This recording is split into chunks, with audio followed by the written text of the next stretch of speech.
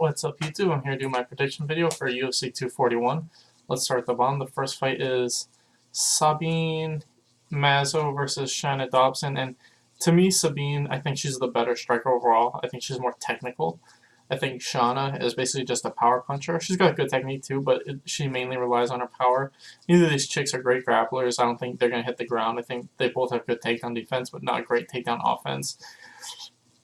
It's just kind of who do you think is going to win, Sabine's technique or Shanna's power, and I'm leaning towards Sabine's technique. But this fight's close. Neither of these chicks are super amazing, but I'm just going to lean towards Sabine's technique. Next is Kyung Ho Kang versus Brendan Davis, and striking-wise, these guys are pretty close. I'd say they're about even. I think the big advantage is Brendan's got more volume, so he's probably a little bit better in the striking. But I think the big difference is the grappling. I think Kang has got a ton of submission wins. I think if this hits the ground, he's going to have a big advantage. And the thing is, Brendan Davis is good at getting back to his feet, but he's not good at stuffing takedowns. And I think we're going to see that in this fight. That's kind of always been his Achilles heel since he's come to the UFC. You know, guys that are good at controlling on the top with good submission games tend to beat him, and I think that's just what we're going to see. It's going to be back and forth on the feet. Kang will probably hit a judo takedown, and when he's on top, I think he's eventually going to win with a submission, probably like a rear naked choke or something, but I got Kang winning in the first or second round.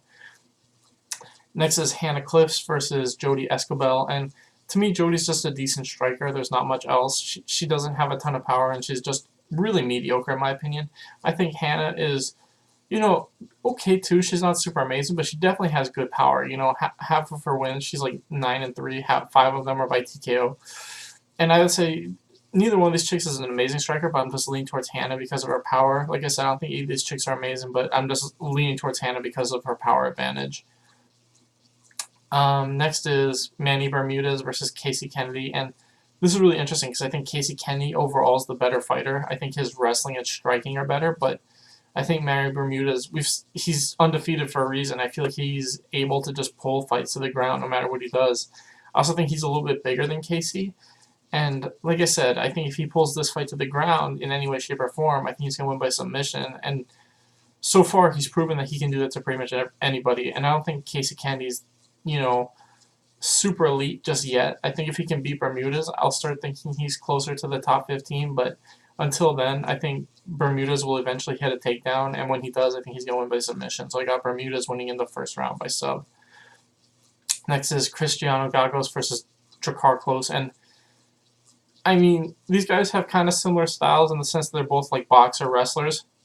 I think Cristiano is a little bit better with his jiu-jitsu, but I really don't think it matters. I think Drakkar's got the better striking overall, and I think that his ability to get back up after getting taken down is too good.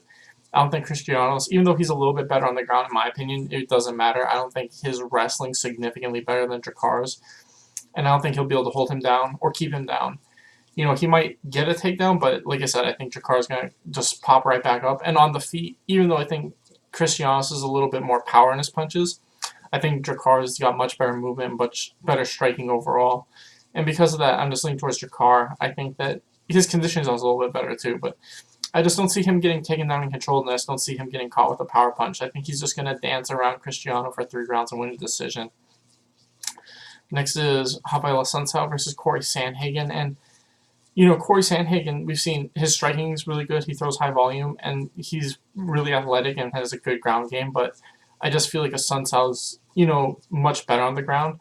I think if he times a takedown and gets it down there, he'll probably win by submission. And Drakkar, you know, or not Drakkar, but Sandhagen, even though he's good on the ground, his takedown defense isn't super amazing. And I feel like Assunção's just such a high-level black belt that if he's rolling around on the ground with him, Assunção is either going to control him or submit him.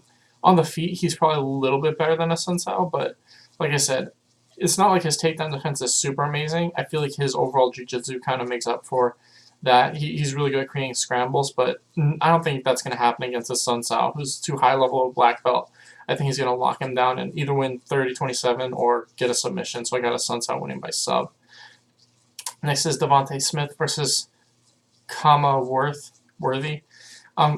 You know, Worthy, you know, props to him for taking this fight on short notice. I think his record's like 12-6 or 13-5.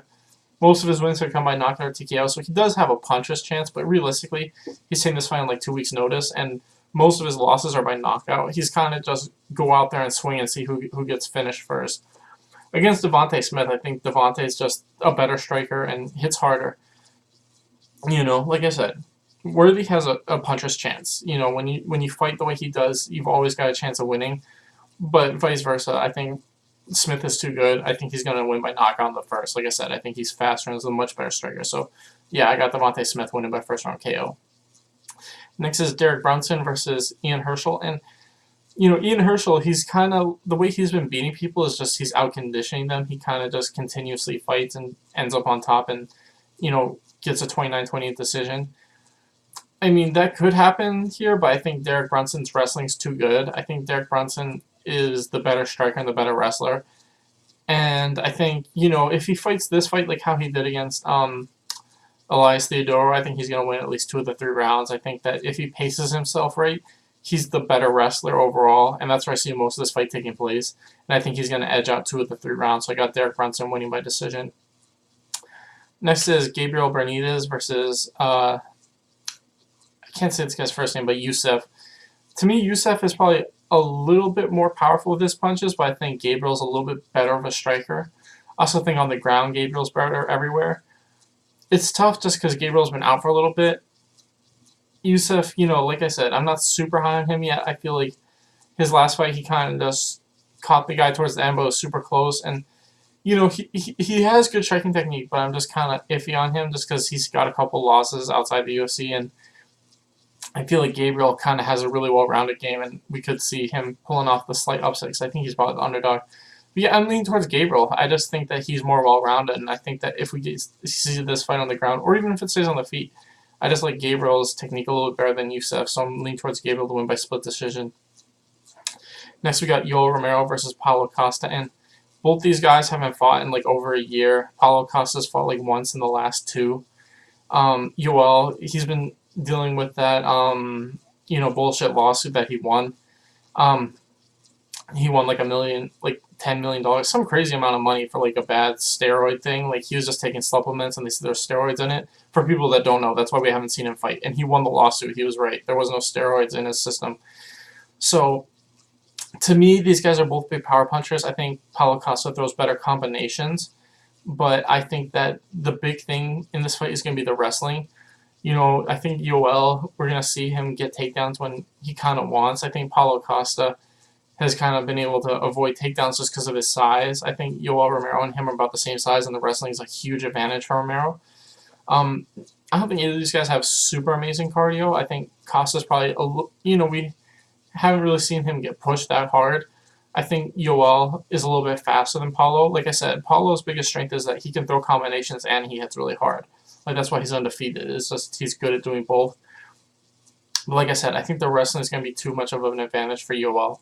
I think that he's going to mix in the takedowns and his ground and pound's devastating.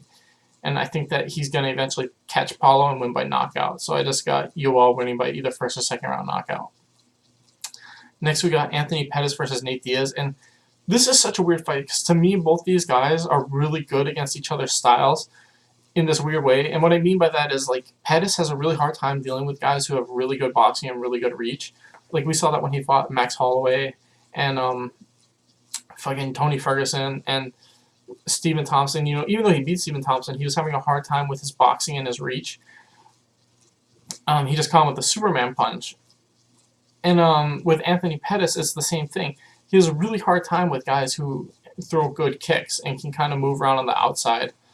So it's really tough because I feel like on the ground these guys are about even. I think Nate's probably a little bit better with his jiu-jitsu, but I think Pettis has got better takedown defense than Nate has takedown offense.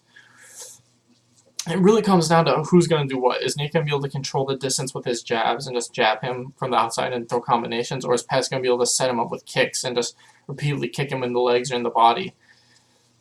And to me, the biggest thing is Pettis has gone 3-2 in his last 5, and the 2 losses were injury losses. You know what I mean? And they were to the 2 interim champs at lightweight right now.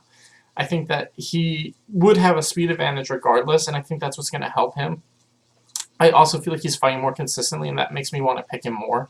I think that Nate hasn't fought in like 3 years, and I do believe the more active you are, the better you are. That's just my personal opinion, but that's how I lean towards these things in these close decisions. And like I said, I think Pettis' speed was always going to be an advantage for him. Like I said, this is a super close fight. It really depends on who can do what, because they're both kind of weak against what each other's strong at. And I'm just slightly leaning towards Pettis. I think he's going to edge out a decision, just because, like I said, his speed and his activity make me favor him. But this is probably the closest fight on the whole card, because, like I said, I could see either guy dominating the other really one-sidedly, just because they're both kind of weak against what each other's good at. Finally, we got Daniel Cormier versus Stipe Miocic, and to me, I thought Stipe was winning that first fight pretty much the whole time up until he got caught. I think that at heavyweight, it just takes one punch. I know that people say that all the time, but it's especially true at heavyweight because they're just so fucking big. But to me, it just seemed like Stipe was a little bit better with his boxing, a little bit better with his wrestling the first time they fought. I think that as long as neither of these guys catch each other with a huge shot like that, I just think Stipe is a little bit better. And that's what I see happening. I think Stipe is going to win a decision, probably at least 3 rounds to 2. I think it's going to be a great fight. But like I said, you never know because one of these guys could catch each other. But I'm just basing it off that first fight. I thought Stipe was a little bit better at both the wrestling and the striking. So I'm going to lean towards Stipe. I think he wins 3 of the 5 rounds. Anyway, thanks for watching, guys. Please like and subscribe.